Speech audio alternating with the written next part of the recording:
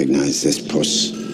Welcome to your Beetlejuice Deep Dive. Oh yeah, diving right in. You've provided a fascinating stack of research on this Tim Burton classic. Everything from set design to cultural impact. Expert, are you ready to get spooky and see what new insights we can dig up? Let's do it. This film is practically a textbook example of dark comedy with heart. Okay, so we start with the Maitlands. Yeah. Your picture-perfect couple living the idyllic small-town life.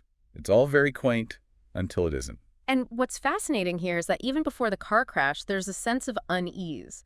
Remember how much Adam loves his model trains? Right. And they're on vacation but choosing to stay home. Huh? It's almost as if they're already halfway into the isolation of the afterlife. Wow, I never thought about it like that, but you're right. Then, bam! A car crash! And they're back in their living room, but something's definitely off. This is where Burton's mastery of visual storytelling shines. The muted colors, the distorted reflections. He subtly introduces the feeling that something is terribly wrong Totally. before the Maitlands even realize they're dead. And that moment when they find the handbook for the recently deceased, it's hilarious and terrifying at the same time. They're excited to try out haunting. Oh, yeah. Like it's a new hobby. Right. But the handbook tells them they're in for 125 years of this. Talk about a rude awakening. Exactly. It's a brilliant satire on bureaucracy, but it also highlights the central conflict of the film. The Maitlands struggle to let go of their old lives. They're so fixated on their home that they fail to see the bigger picture, which is to accept their new reality. And that's where the Deetsies come in, right? Talk about a clash of cultures. Charles recovering from a breakdown.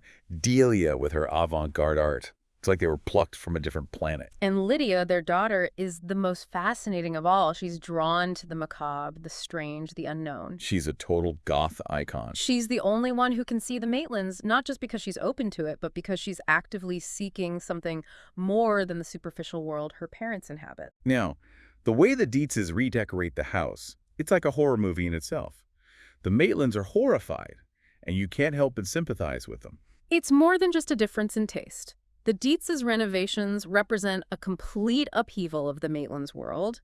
It's a visual representation of their inability to control their own afterlife.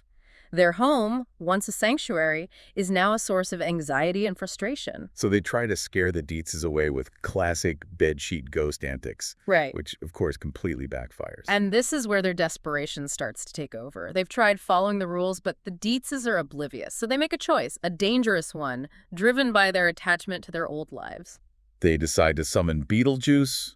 Talk about a recipe for disaster. Oh, he is a recipe for disaster. Beetlejuice is the embodiment of that chaos. He's the wild card the Maitlands unleash when they refuse to accept their new reality. He's like a walking, talking health hazard in a striped suit. And he's hilarious. Michael Keaton's performance is brilliant. He's grotesque, vulgar, and completely unpredictable.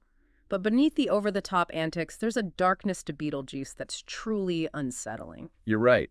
He's not just there to make us laugh. He wants something from the Maitlands, and he's willing to exploit their desperation to get it.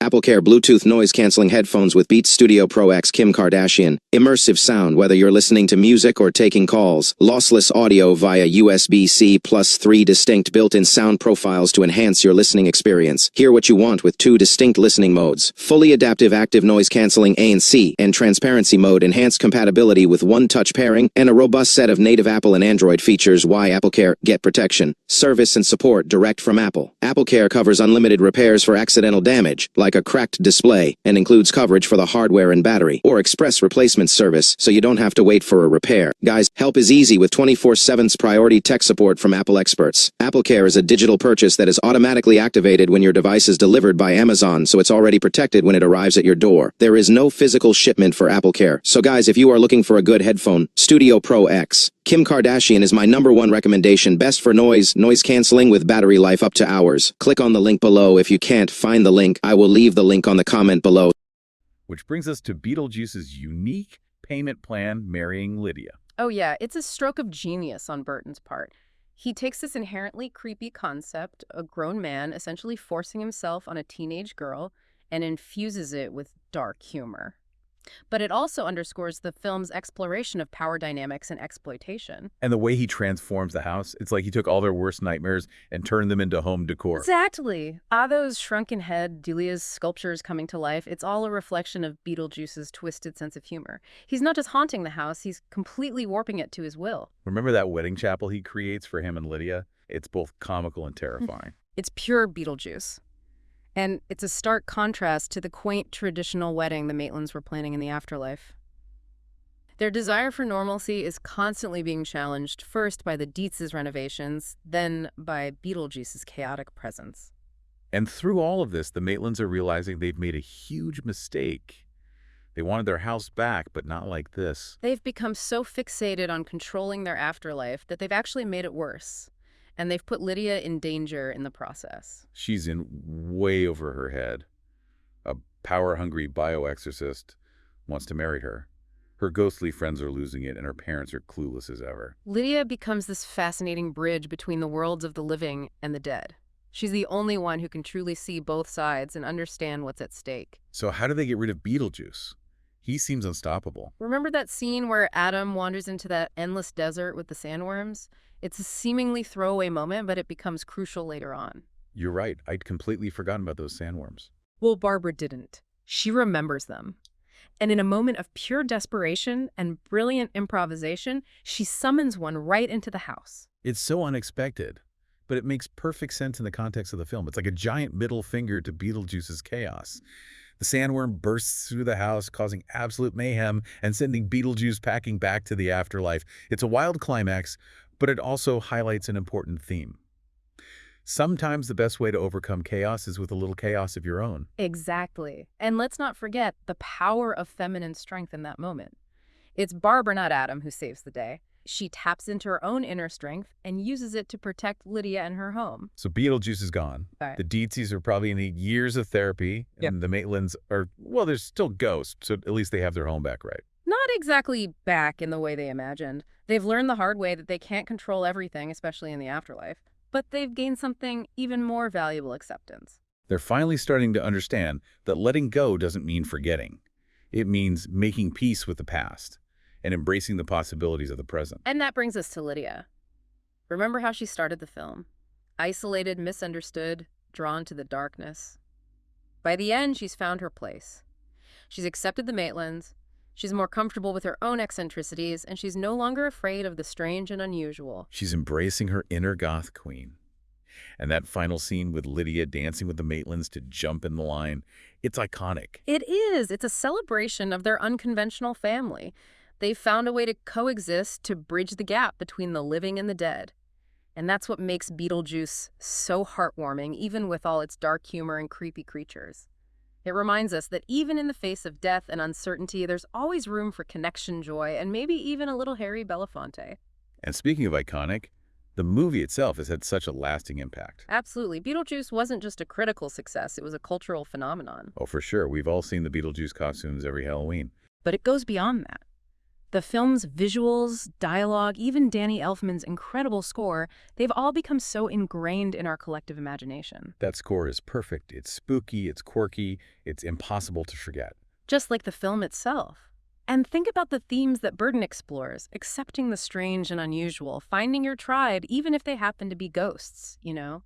These ideas still resonate with audiences today. Right. It's a reminder that it's okay to be different, to embrace the things that make you, you. Precisely, and I think that's why Beetlejuice has transcended generations. It's a film that can be enjoyed on multiple levels, as a hilarious romp through the afterlife, as a visually stunning spectacle, and as a surprisingly heartwarming story about finding connection in the most unexpected places. So we've talked about the Maitlands, the Dietzes, even the sandworms.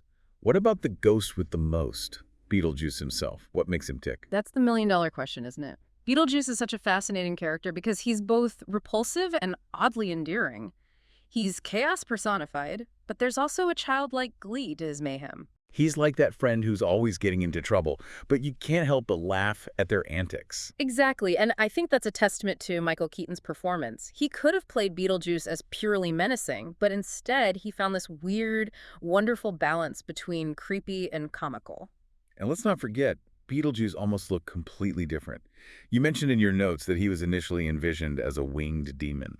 It's true. Early concept art portrayed him as far more sinister, almost demonic.